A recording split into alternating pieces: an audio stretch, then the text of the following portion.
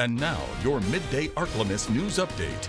Good afternoon. Thanks for tuning in to NBC News Daily. I'm Randy Stone with your Midday Ark-La-Miss update. Switching now to crime news. A Ruston man has been arrested for a Saturday morning shooting. That one that left one victim seriously injured. According to deputies, a man was dropped off at the Northern Louisiana Medical Center after being shot multiple times. Detectives determined the incident happened at a residence on Pecan Street.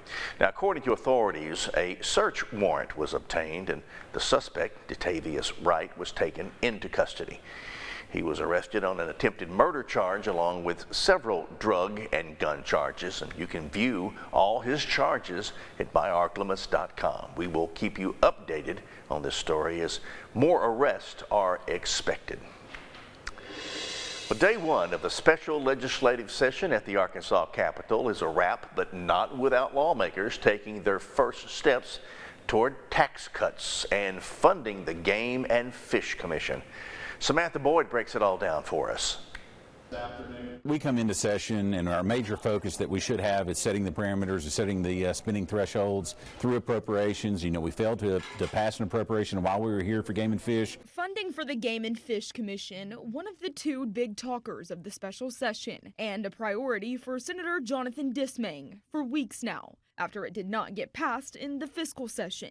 It's part of the reason we're here now, as the commission needs to get funding before its fiscal year ends July 1st. The director's salary would be capped at essentially $170,000. That's the equivalent to what the highest paid or the lowest paid secretary is in the state, and felt like so that's a number we can tie back to. But the other focus is tax cuts, with Governor Sarah Sanders' goal to cut personal income taxes by nearly $500 million for people making less than $25,000 a year, and then cutting property taxes by $50 million. $25,000, anyone below that's already paying a reduced rate below the 3.9%. But Keisa Smith-Brantley spoke against those tax cuts, saying keeping taxes the same, then putting that money towards programs to help families in poverty would benefit more than cutting personal taxes. This is the third tax cut that we've done since the beginning of 2023.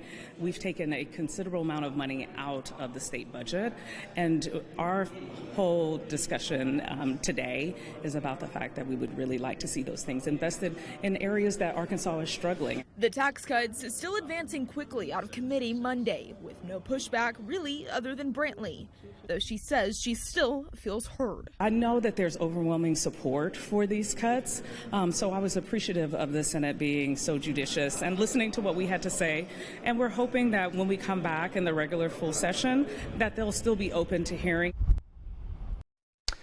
And that is it for our midday update. NBC News Daily continues now. Thanks again for all the support for our food drive, and let's check on our neighbors, check on our pets, and take care of each other. God bless. Thank you.